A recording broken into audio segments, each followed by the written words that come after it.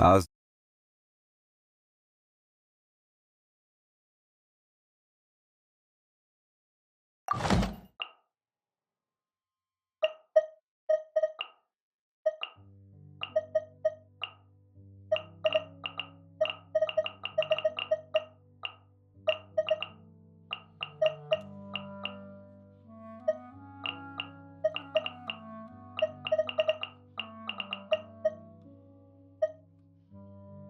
Manthus what?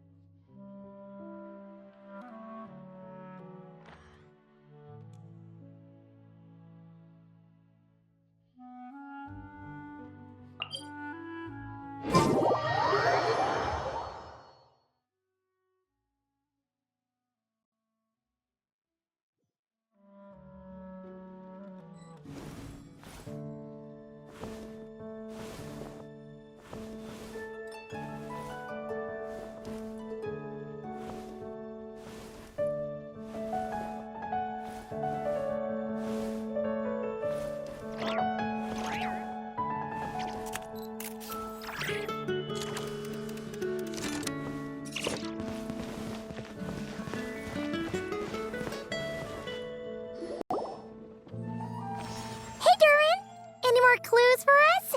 We're all set for the next chapter. Yeah, I was just about to come find you. Let's see what it says. Now sprout to life the story's seeds, stirred by wind-born melodies. Then on that breeze the music leaves, fading into distant memories. Seek the place where wind and tale entwine, and once there, make 3 riddles into verse, and 3 melodies into song. For in poetry and song will this story start to blossom. Come on! Another riddle? All that talk about wind and melodies? What do you think the answer could be?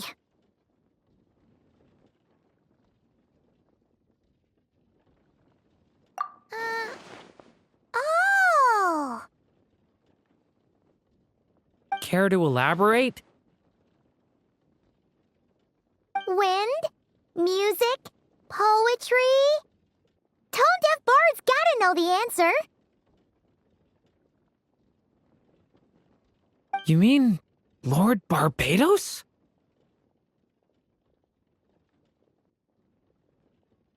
Albedo introduced us when I first arrived in Mondstadt. I mean, someone like me was bound to catch his eye sooner or later.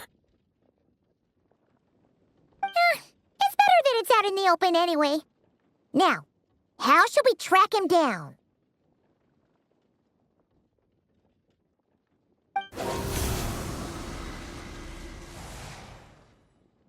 I'm pretty sure he's already caught wind of what's going on here. Why don't we just see where the wind takes us? Right. He definitely makes it easy to forget he's a real god sometimes.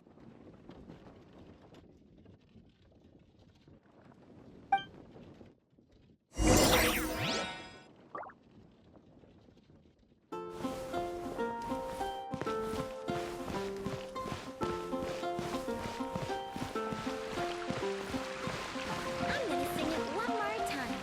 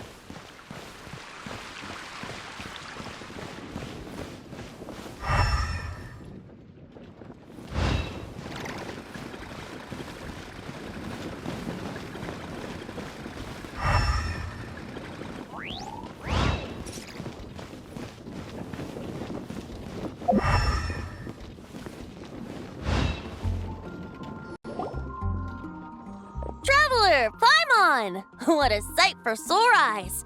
Ah, and the little dragon from the fairy tale world. I heard your voices calling out to me on the wind. Something about needing help with a riddle? Sorry to disturb you, Lord Barbados. Disturb me? Not at all! To tell you the truth, I'm just as curious about this riddle as you are. Let me take a look.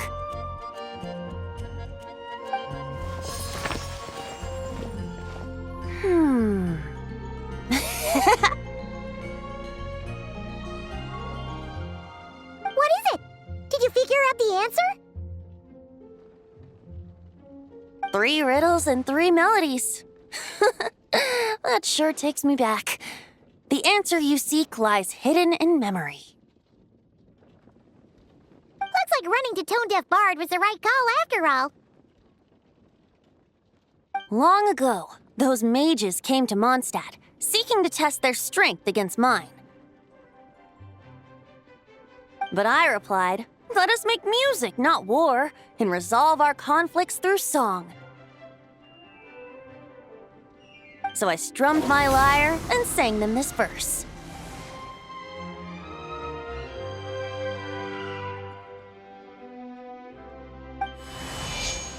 Oh wind, welcome now, my guests.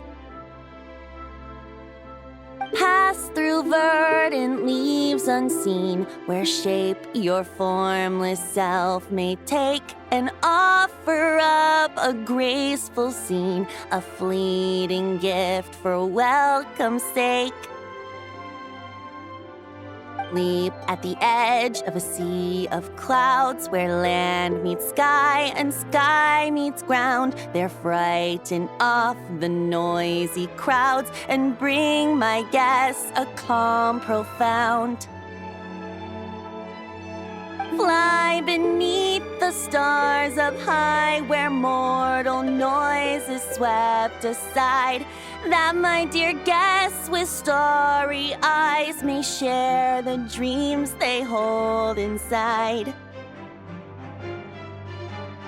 Now go to where I vowed to keep a quiet spot for them to sleep.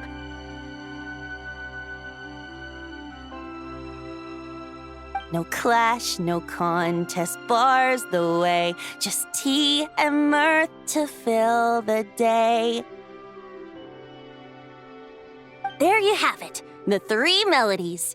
As for the answers to those 3 riddles, I trust you can guess them by now. The woods, the edge of a cliff, and the sky? Correct! Funnily enough, your mother was also the first to solve it, all that time ago. There must be some kind of special rapport between those who write stories and those who sing them.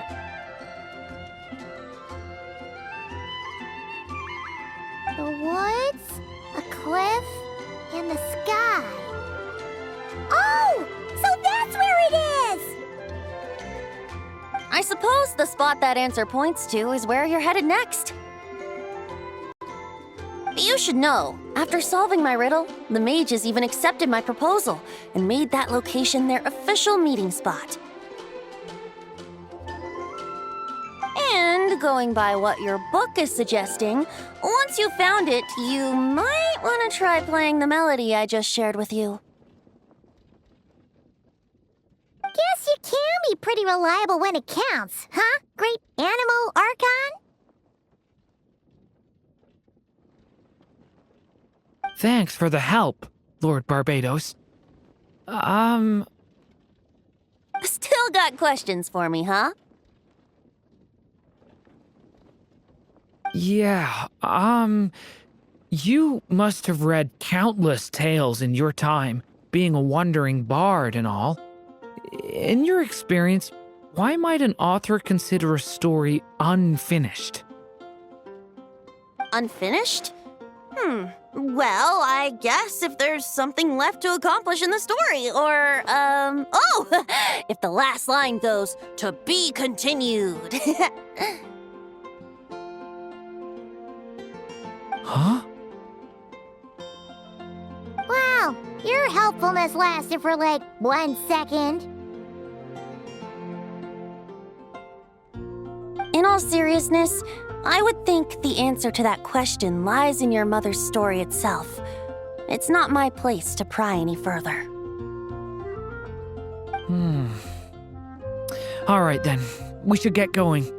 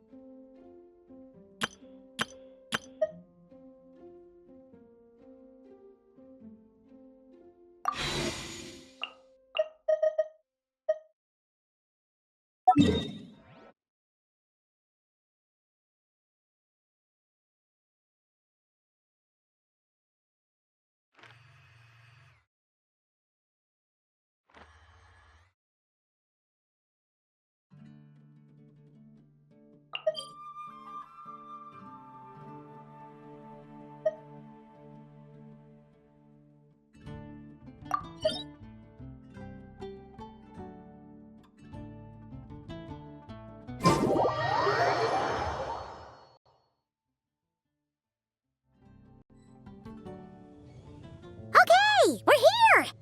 Now, we just need to play the 3 melodies, and we should be able to gather the memories for the next chapter, right? A musical performance. Huh. Out of all the things Miss Lisa has taught me, that's the one I'm worst at.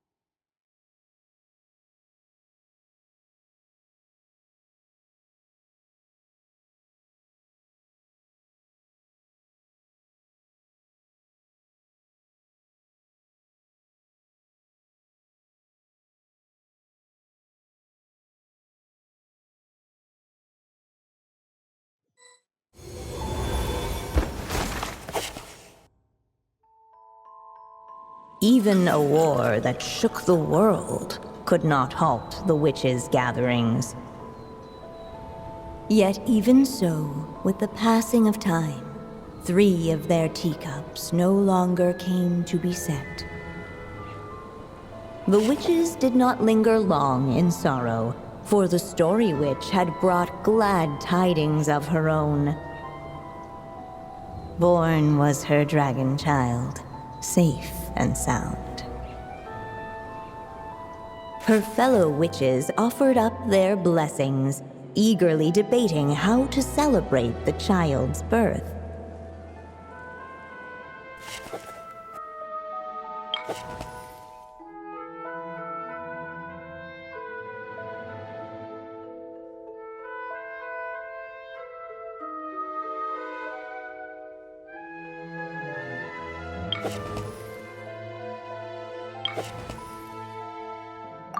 In the end, they settled on the sweetest candy they could find.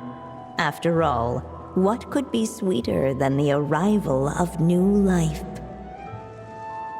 And so, the witches' gathering turned into a birthday celebration.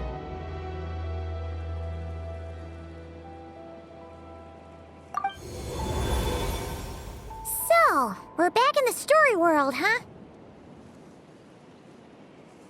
As if from nowhere, new guests appeared at the witches' table. Perhaps they too had come to celebrate the dragon child's birthday.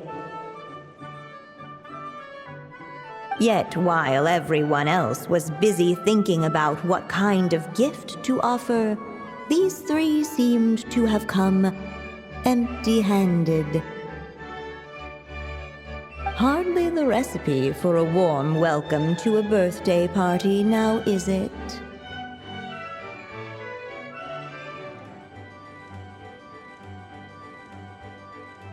A gift? Hey! What's this all about? We only just found out this was a party! While the guests voiced their complaints and grievances, perhaps they should have been wondering what kind of gift to give instead. So, we need to bring a gift to advance the story? Ugh! But where are we supposed to get something like that? Perhaps it would be a good idea to have a look around. Why didn't you just say so?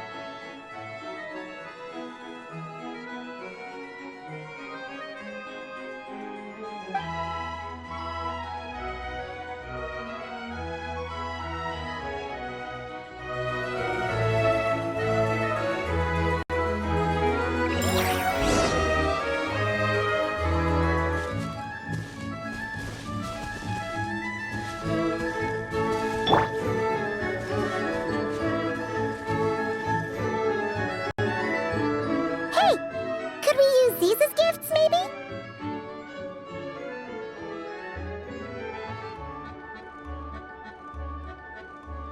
At last, the guests found something to give the dragon child. Guess that's a yes, then. Which one should we go for? Still, the guests wondered what kind of gift might the little dragon really want. Should they put a warrior's sword in his hand and send him out on an unstoppable quest to save the world? Or perhaps a wandering hero's slingshot and the promise of a life of endless, uncharted adventure? Or maybe even a scholar's tome and the chance to take on all the world's unsolved mysteries. Okay. Wow. That's a lot of pressure all of a sudden. Oh yeah! Technically, we're actually picking a gift for you. So, which one would you prefer? You want me to choose? Wow, this feels kinda special. How come? For as long as I can remember, I've spent most of my time living in the stories my mother created. I always thought my mother had everything written out for me already, just like the toy figures in Constellation Metropole. What I wanted to do with my own future. Huh. That's something I've never really thought about. What did I want back then? Ah. This is the first time I've ever asked myself that question. Sounds like this is the perfect opportunity to answer it then. It's been a while since you left Simulanka, and after everything that's happened, it might be about time to start thinking about your future. Then let me give it some thought.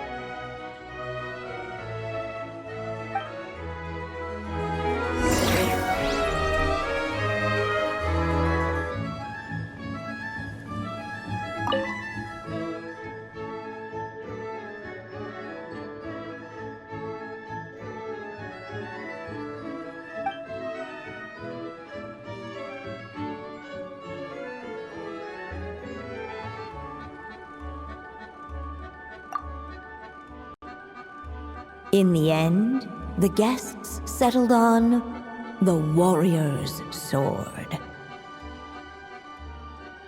So, your dream is to become a warrior? I just really want to be able to keep people safe. If my time in Nodcry taught me anything, it's that a lot of problems in this world can only be settled by strength of arms. As long as I can help people, that's enough for me.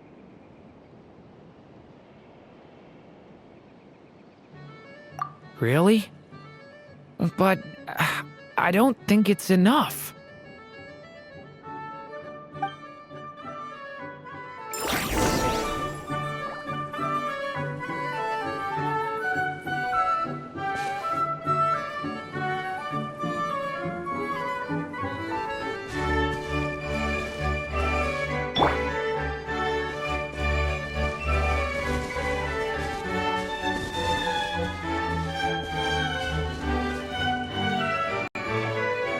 Alright. They should let us in now that we've got a gift, right? Hello there. Brought a gift this time?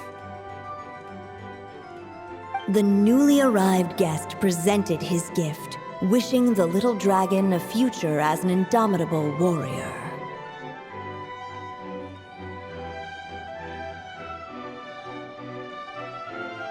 Accepting the guest's blessing, the Story Witch invited him and his friends to take their place around the table.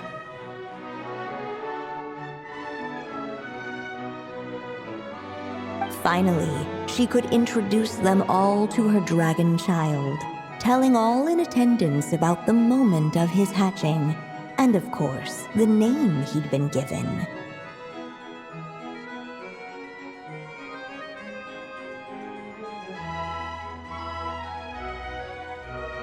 It was then that the Seer Witch, diviner of the stars, withdrew her gaze from the heavens and turned a sorrowful glance upon the little dragon.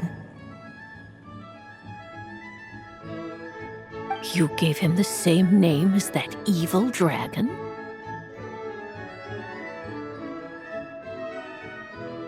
That's right. But the life I intend for him shall be very different. What folly to love so blindly. For as you must know, a name is the mirror of destiny itself. He who bears an evil dragon's name must also inherit the fate of its previous owner. His fate has been foretold.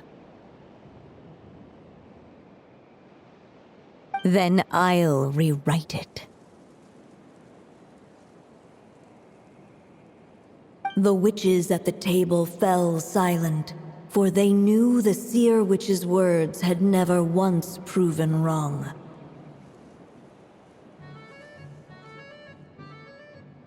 Yet, just as clearly, they recognized the story witch's resolve, for there is scarce a force in this world more fearsome than a mother's love.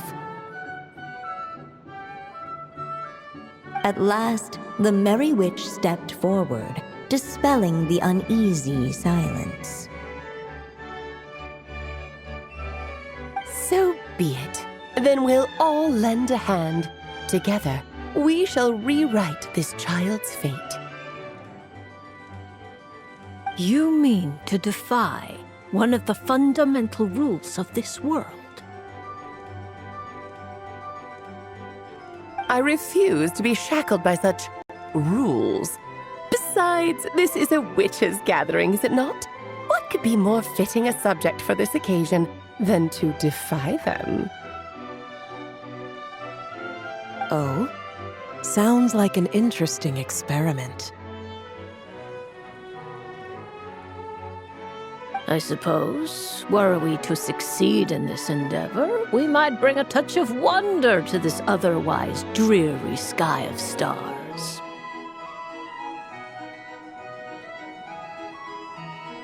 The merry witch finally talked them all round, just like she had done many times before.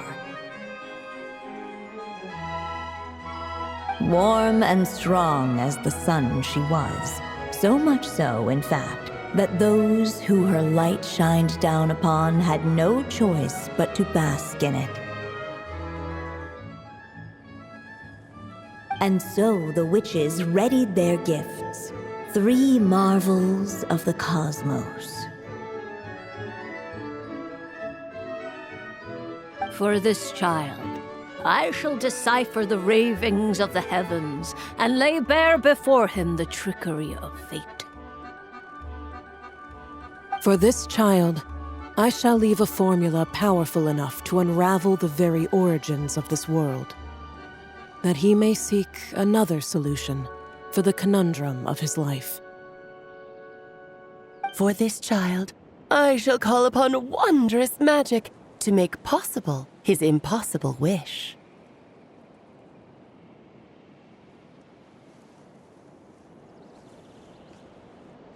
All the story witch had was the pen in her hand, yet with the love that flowed from it, she resolved to bring forth a marvel of her own. For this child, I shall leave behind the last story I will ever write, and with it, a path to an ending yet untold. With the witch's blessings given and received, the little dragon's fate at last began to turn.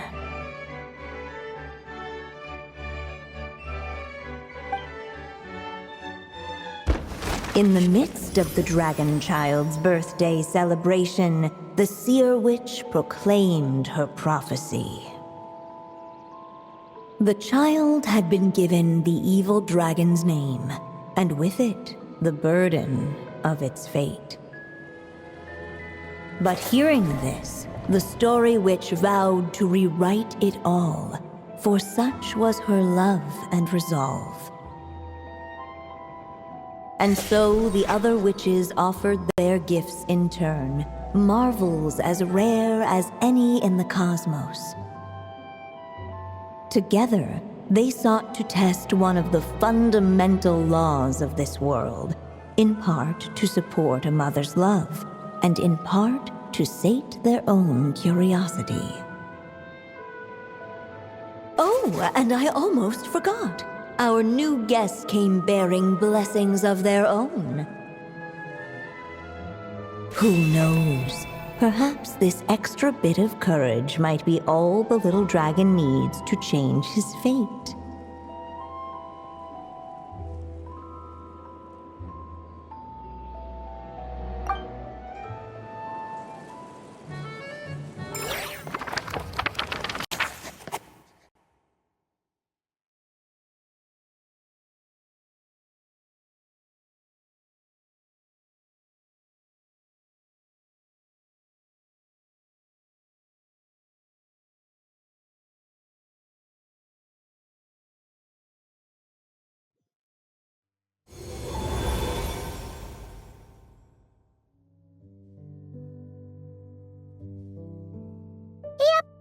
Looks like we've completed this chapter, too.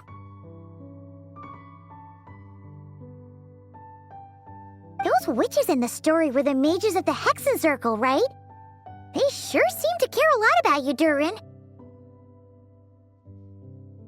But, Paimon kinda had trouble following their conversation. Just a bunch of mystery, as usual. The evil dragon's fate. Oh, is that what you're worried about? But didn't we already take care of that?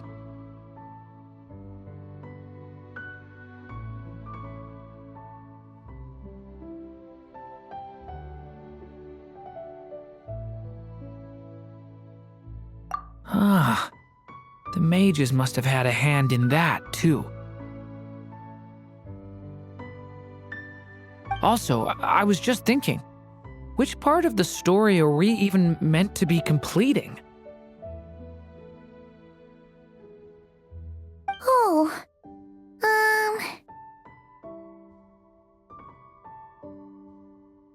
It feels less like we're filling in the gaps and more like we're adding something new altogether. But we use the ink, right?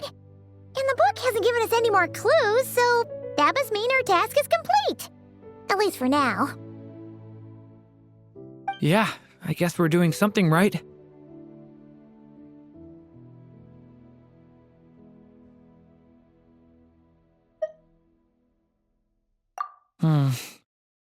Maybe I'm overthinking things.